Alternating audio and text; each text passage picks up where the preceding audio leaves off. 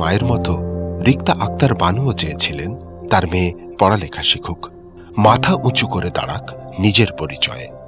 কিন্তু অটিজম আর সেরিব্রাল পালসিতে আক্রান্ত মেয়েকে নিয়ে রিক্তা আক্তার বানুর প্রতিদিনই ছিল সংগ্রামের গল্প।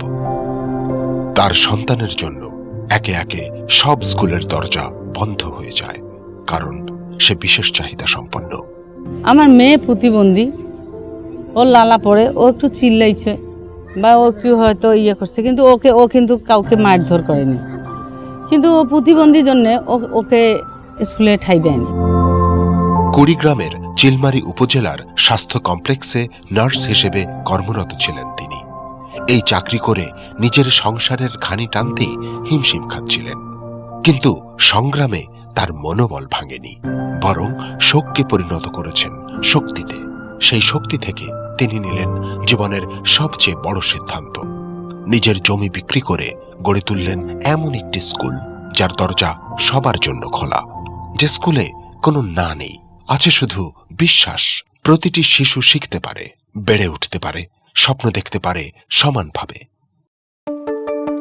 2009 সালে শুরু হলো রিক্তা আক্তার বানু লার্নিং ডিসএবিলিটি স্কুলের পথ চলা।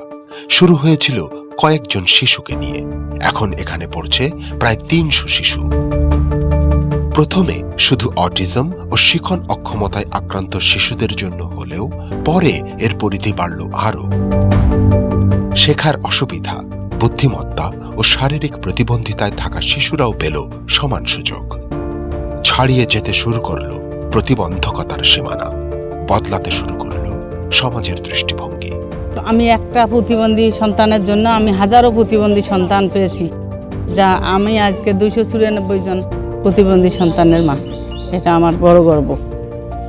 এই হাল না ছাড়া রিক্তা আক্তার বানুকে 2024 সালে বিবিসি স্বীকৃতি দিয়েছে বিশ্বের 100 প্রভাবশালী নারীর একজন হিসেবে। প্রতিবন্ধকতার সীমানা ছাড়িয়ে যাওয়া রিক্তা আক্তার বানুর মতো মায়েরা আমাদের বাতিঘর হয়ে পথ দেখায়।